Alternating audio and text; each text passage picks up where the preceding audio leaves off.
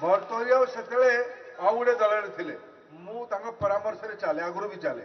आज नहीं आज तो मोर सौभाग्य सी आम दल आज नेता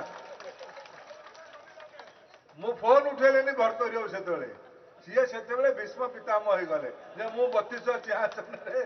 हस्तिनापुर प्रति मोर निष्ठा अच्छी मु तो परामर्श करार जो अभय को लड़ेगा ना ना भरतोरी फोन मिलने ना किंतु पुणी चक्रव्यूह भी होगला चलो जहाँ पुराना कथा यही तरह आम अभय को लड़ेले अभय व्यक्ति नुहे अभय आठगढ़ युवक मानकर गुरुजन मानकर माँ मानकर गरीब लोकर सामूहिक अभिव्यक्ति ये व्यक्ति कही पार नहीं ब्रजेंद्र भाई पाखापाखि 50,000 भोट पाई 50,000 भोट पाई 40,000 पाखापाखि 40,000 भोट पाई से मो आखि खोलता आज कौन खोलिक आठगढ़ निर्वाचन सरी जाए माननीय प्रधानमंत्री फोन आसला आठगढ़ विधानसभा नंबर टा केते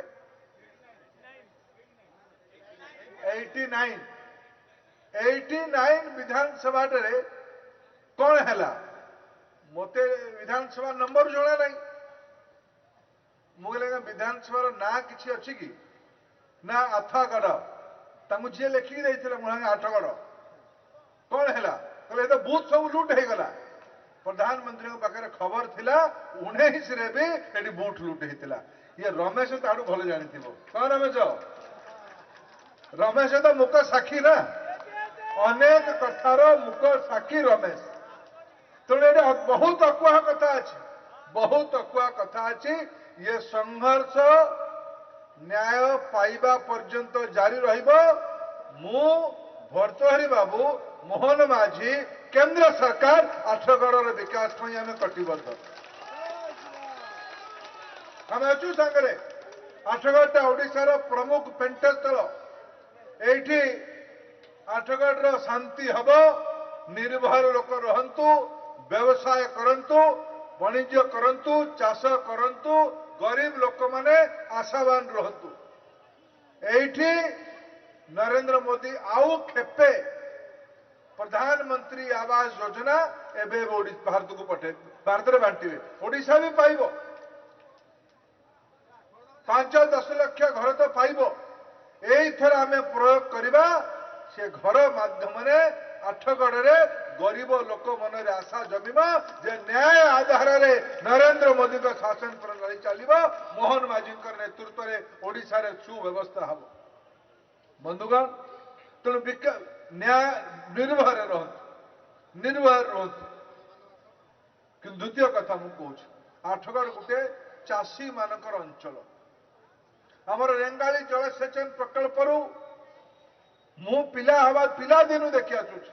केनाल खोला होची आठगढ़ को पानी आसिला केनाल खोला ही नहीं विदेश रु बैंक रु ऋण आनिकी केनाल खोला गला ओडिया मुंड उपरे गत 24 वर्ष ऋण भार बढ़िला आठगढ़ चाषी मान को पानी भी मिलला नहीं महानदी कूल महानदी रे अनेक क्यूसेक्स पानी बहिकी जाउछ हीराकुद डैम तलु अनेक पानी बहिकी जाउछ डैम फुल हो गले वर्षा दिने ताकू निष्कासन करबा पई छाड़ीबा पई पड़ुछ पानी बहिकी पड़ाउछ यदि पानी रो सुव्यवस्था करा जाई परिबा ताले आठगढ़ रे सुना फलिबा आठगढ़ लोकंकर एते परिश्रम अछि ब्राह्मणी रु पानी आसीबो केनाल जोगे महानदी कूल पर्यंत पानी आसीबो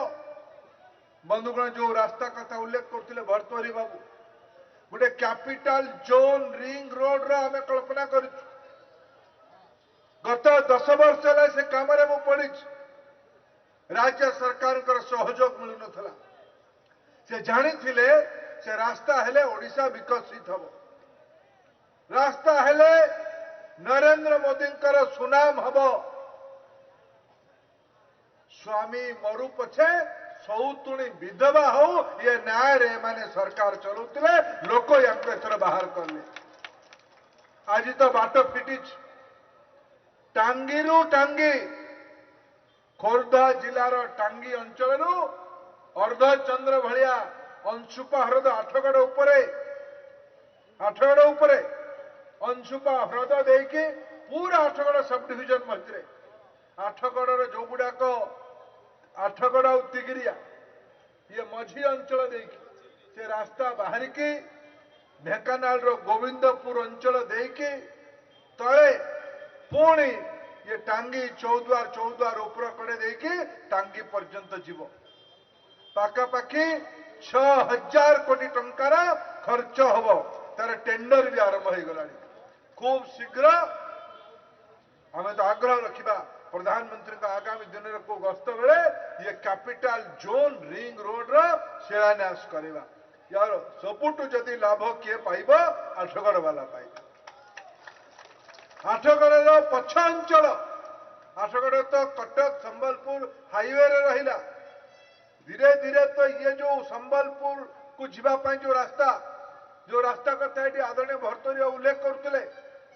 बारंगरू नराज देकी शंकरपुर आड़ को जीवा रास्ता धीरे धीरे भल बनीगला किंतु आड़ी देखी ये रास्ता गले आठगड़ चाष आठगड़ शिल्पायन आठगड़ विकास ता संगे जोड़ी होगी ये आम सरकार समय करने कटिबद्ध द्वितीय मुझे ये कहीकि जाऊँ ओडिशार सबुठु आगामी दिन में विकसित हवा अंचल हम खोर्धारू आठगड़ पर्यंत खोर्धा सब डिविजन कटक सदर sub division Athgarh sub division Dhenkanal sub division बांकी सब डिविजन ये अंचल ये ग्रेटर मेट्रोपॉलिटन कॉन्सेप्ट आज मते पूर्त मंत्री आदरणीय पृथ्वीराज हरिचंदन ये रास्ता बाहर राज्य सरकार कौन बजेट व्यवस्था करुछंती कौन बजेट व्यवस्था करुछंती ता विषय मत अवगत करुतले जदि आपंक आम भिडी भल लगा तेब आम चैनल को लाइक शेयर और सब्सक्राइब करने को जमा भी भूलु नहीं।